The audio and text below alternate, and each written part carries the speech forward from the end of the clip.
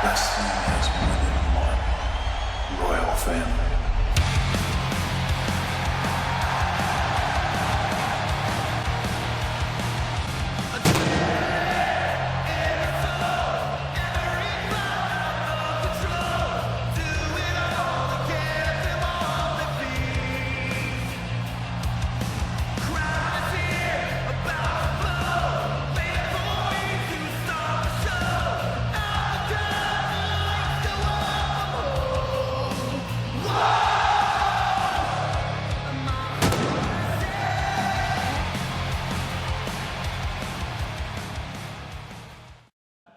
Mi charla, ¿por qué perdemos?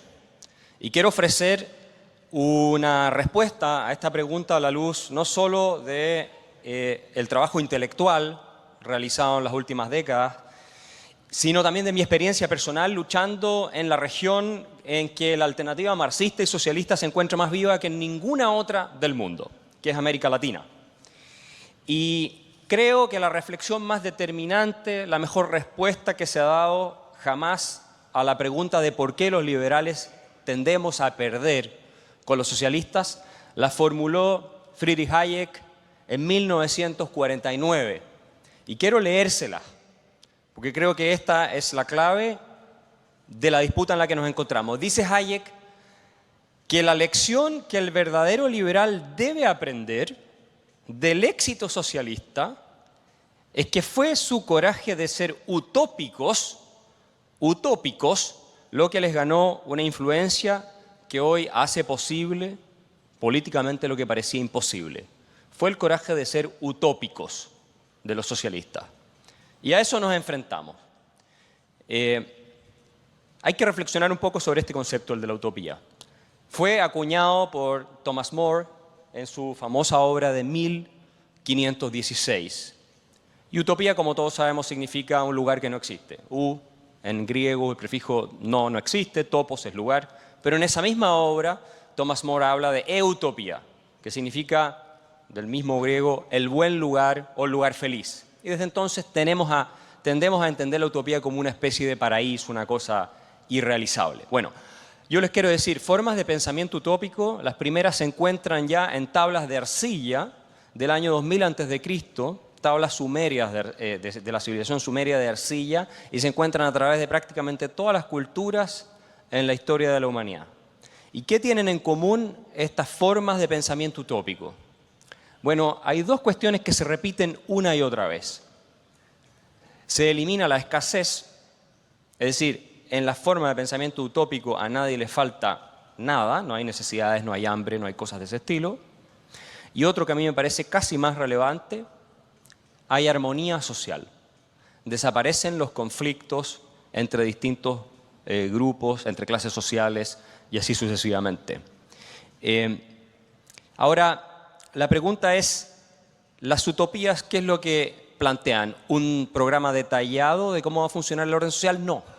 Son sueños sociales bastante etéreos con ideas generales sobre cómo va a ser un orden de tipo perfecto. Y este es el punto. Las utopías normalmente tienden a ofrecer un orden de tipo perfecto. Como ya está todo bien, no hay movimiento en una utopía y no hay necesidad de cambio. ¿Quién quiere cambiar algo que está perfecto? Nadie. Ahora, ¿cuál es la esencia de la utopía socialista? Todos sabemos que los socialistas trabajan sobre la envidia y el odio, eso es cierto, pero no solo trabajan sobre la envidia y el odio. Como bien dijo Bertrand Russell refiriéndose a Marx, que estaba más preocupado, dijo Bertrand Russell, de destruir a la burguesía, de que aliviar las condiciones del proletariado. Eso es lo que motivaba a Marx, el odio. Pero también es verdad que prometió esto que estamos hablando: fluirán a chorro lleno los manantiales de la riqueza colectiva. Lo dice textualmente en la crítica al programa de Gotha. Pero no solo eso. Marx prometió, y los socialistas en general han prometido, y aquí es donde perdemos nosotros los liberales, una utopía de amor fraternal.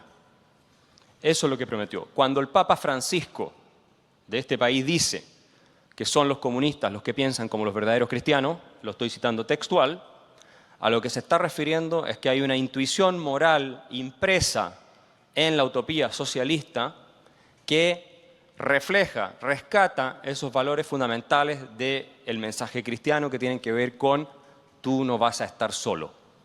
Déjenme citar a uno de los filósofos marxistas más importantes del siglo XX, Gerald Cohen, que fue profesor en Oxford y que escribió un libro que se llamaba ¿Por qué no el socialismo? Why not socialism? Cohen dice lo siguiente cuando define el socialismo. Dice, socialismo significa comunidad, es decir, que las personas se preocupan y que les importan los otros. ¿Ya? Se trata, dice, de un cuidado comunitario. De un cuidado comunitario. Y eso requiere, por lo tanto, de una experiencia de vida similar de todas las personas. Si tú eres multimillonario, no puedes tener una experiencia de vida similar que una persona que es pobre. Y por lo tanto, la idea de comunidad desaparece. Esto es muy importante tenerlo presente. Porque el problema del liberalismo, yo diría, de los que estamos en esta lucha, pasa por dos partes.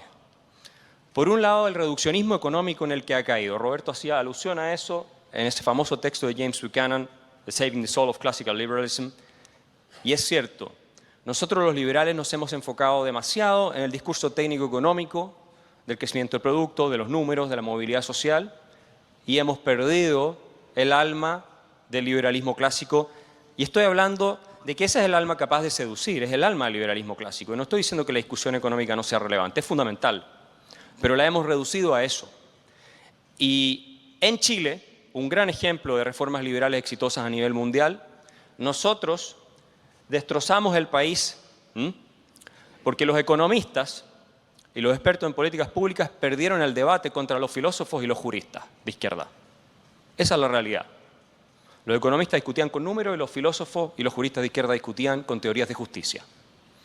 Y el argumento moral siempre va a ser más poderoso que el argumento técnico, porque convoca algo mucho más profundo que el argumento técnico.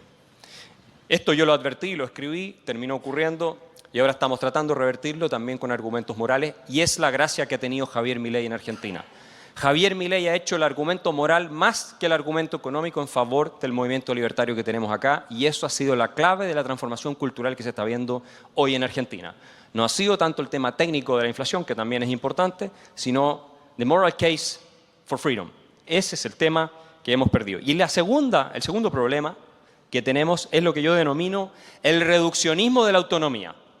Y este a mí me parece el problema más grave que enfrentamos los liberales, para convencer al público. ¿Por qué? Porque básicamente hemos transmitido la siguiente idea, que el Estado no se meta, tú haz lo que quieras con tu vida y a mí no me importa. A nosotros no nos importa el resto. Esa es la sensación que queda instalada. En el sentido de que mientras tú elijas libremente, no nos importa si decides ser un drogadicto, si decides dedicarte a jugar PlayStation todo el día y tener una vida completamente desperdiciada, etc.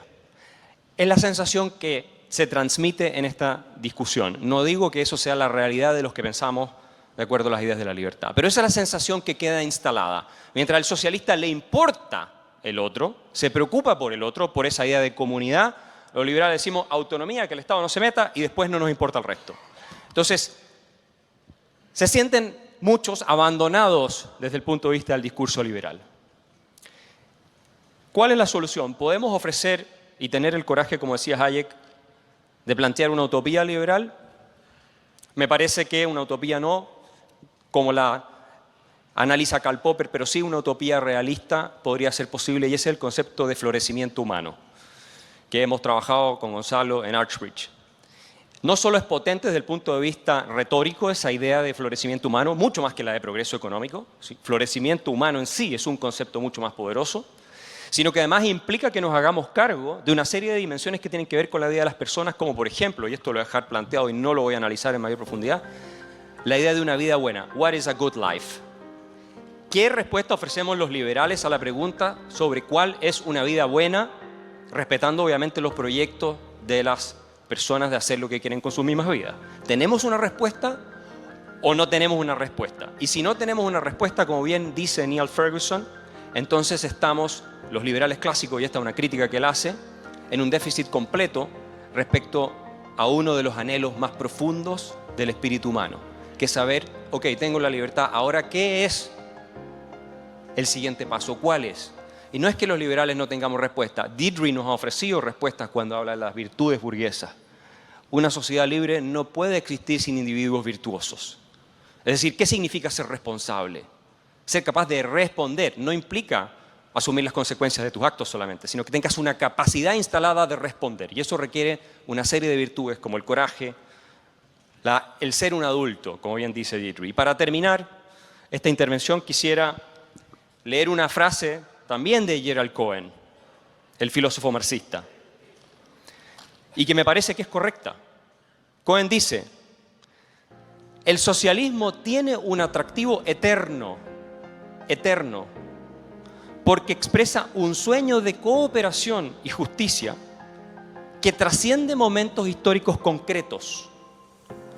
Los valores que promueve son parte constitutiva y duradera del paisaje ético humano.